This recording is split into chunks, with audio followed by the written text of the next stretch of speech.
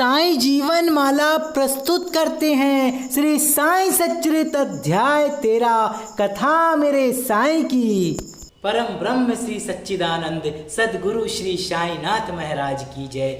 सदगुरु श्री साईनाथ महाराज की जय। तो कथा को प्रारंभ करने से पहले मैं आप लोगों से एक ही आग्रह कहूँगा कि अगर आप साईं सच्चरित के इस महाग्रंथ का पाठ श्रवण करने जा रहे हैं तो कृपया ध्यान दीजिएगा, आप सभी दिल से इस कथा को सुनिएगा और प्रार्थना कीजिएगा कि इस महामारी से सभी को मुक्त करें। और आप सभी इससे कथा को बीच में ना छोड़िएगा। और आप सभी अगर साईं के इस चैनल के नए सदस्य हैं तो आपसे आग्रह कि बाबा के इस चैनल को सब्सक्राइब कर लीजिए और बेल आइकन को ऑन कर लीजिए ताकि आप सभी को प्रतिदिन की भांति रोज के साईं सच्चित के इस महाग्रंथ के वीडियो सबसे पहले उपलब्ध हो जाएं। तो चलिए जयकारा मेरे साईनाथ महाराज का, बोलिए सांचे दरबार की जय। श्री साईं सच्चरित अध्याय 13 साईं बाबा की लीलाओं का वर्णन है इसमें और रोग निवारण भीमाजी पाटिल, बाला गणपत दर्जी और बापू साहेब बूटी आनंदी स्वामी, काका महाजनी और हरदा के दंतो पंत के जीवन की कथा का इसमें वर्णन किया गया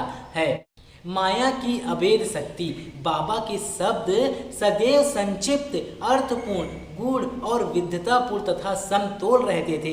वे सदा निश्चिंत और निर्भय रहते थे। उनका कथन था कि मैं फकीर हूँ, ना तो मेरे स्त्री हैं और ना घर द्वार ही। सब चिंताओं को त्याग कर मैं एक ही स्थान पर रहता हूँ, फिर भी माया मुझे कष्ट पहुंचाया करती है। मैं स्वयं को तो भूल चुका हूँ परंतु माया मुझे नहीं भूलती, क्योंकि वह मुझे अपने चक्र में फंसा लेती है। श्री हरि की यह माया ब्रह्मादि को भी नहीं छोड़ती।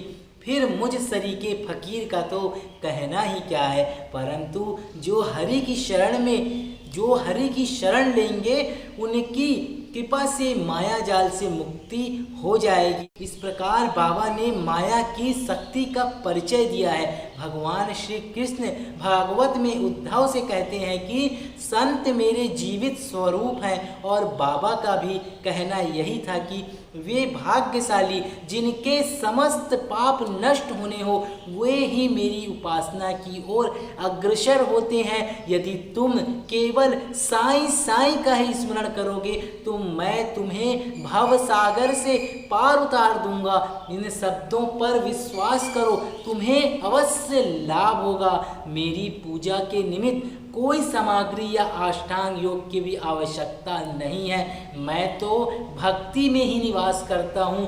अब आगे देखिए कि अनाश्रितों के आश्रयदाता साईं ने भक्तों के कल्याण क्या क्या दिया। बाबा की पूजा करते हैं तो दिल से कीजिए। बाबा आपके भक्ति के भूखे हैं, बाबा आपके धन के भूखे नहीं है, बाबा आपके सोना चांदी के भूखे नहीं है। यही बात बाबा ने कही है कि जिनके समस्त पाप नष्ट होने हो वे ही मेरी उपासना की ओर अग्रसर होते हैं। यदि तुम केवल साईं साईं का ही स्मरण करोगे तो तुम्हें भव सागर से पार उतार देंगे साईनाथ महाराज। ऐसा है साईं बाबा का कथन। तो बाबा की पूजा कीजिए, दिल से कीजिए, सच्ची श्रद्धा और विश्वास से कीजिए। चलिए आगे की कथा का वर्णन करते हैं। भीमाजी पाटिल सत्य साईं व्रत। नारायण गांव तालुका जुन्नर जिला पूना के एक महानुभाव भीमाजी पाटिल को सन 1900 में वक्ष स्थल में एक भयंकर रोग हो गया था जो आगे चलकर क्षय रोग में परिणत हो गया। उन्होंने अनेक प्रकार की चिकित्सा की परंतु उन्हें कुछ लाभ ना हुआ।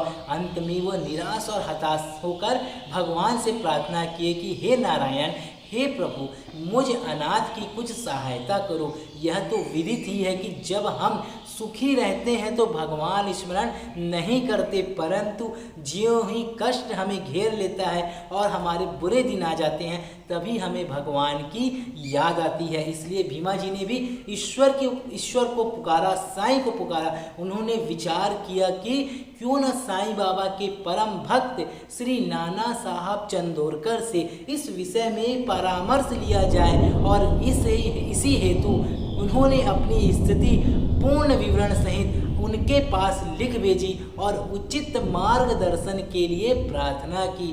प्रत्युत्तर में श्री नाना साहब ने लिख दिया कि अब तो केवल एक ही उपाय शेष है और वह है श्री साईं बाबा के चरणा कमलों की शरणागति। नाना साहब के वचनों पर विश्वास कर उन्होंने शिरडी प्रस्थान की तैयारी की, मतलब शिरडी आने की तैयारी की। शिरडी में लाया गया और मस्जिद में साईं की द्वारका माई में ले जाकर लिटाया गया। जैसा ये द्वारका माई है ऐसा ही शिरडी में मौजूद है साईं की द्वारका माई, यहाँ पर उसे लाया गया और लाकर लिटाया गया। श्री नाना साहब और सामा भी इस समय वहीं पर उपस्थित थे।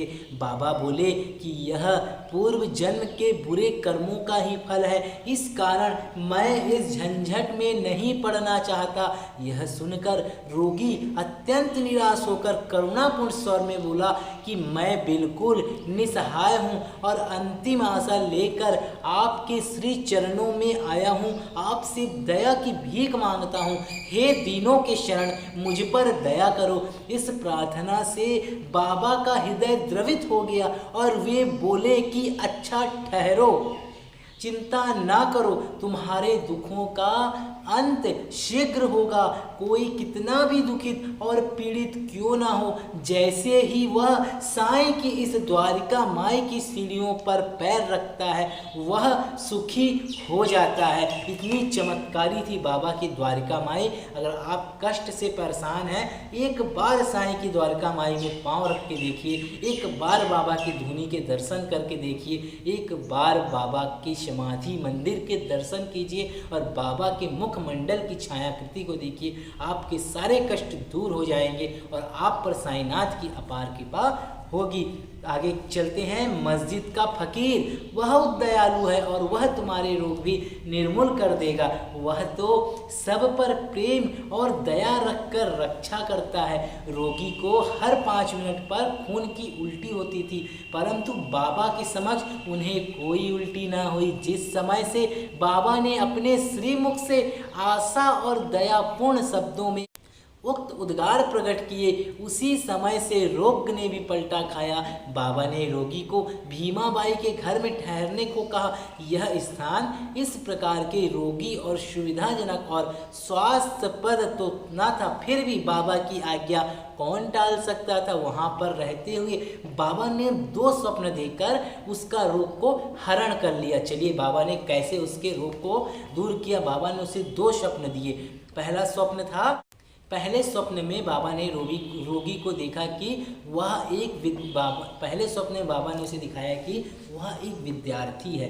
ध्यान दीजिएगा, वह एक विद्यार्थी है और शिक्षक के सामने कविता मुखाग्र मतलब बोल ना कर सकने के कारण दंड स्वरूप बेंतों की मार से असहनीय कष्ट भोग रहा है। मतलब पहले स्वप्न में उसे देखा कि वह एक विद्यार्थी है, स्टूडेंट है और टीचर्स के सामने, अपने शिक्षक के सामने उनके दिए गए होमवर्क को, वह कविता को वह बोल नहीं पा रहा है, जिस कारण टीचर उसे डंडे से उसकी मार पिटाई कर रहा है और वह असहनीय कष्ट को भोग रहा है, मतलब असहनीय दर्द को सह रहा है। और दूसरे सपने में उसने क्या देखा कि कोई उसके हृदय पर नीचे से ऊपर और ऊपर से नीचे की ओर पत्थर घुमा रहा है, जिससे उसे अधिक पीड़ा हो रही है। स्वप्न में इस प्रकार कष्ट पाकर वह स्वस्थ हो गया और घर लौट आया।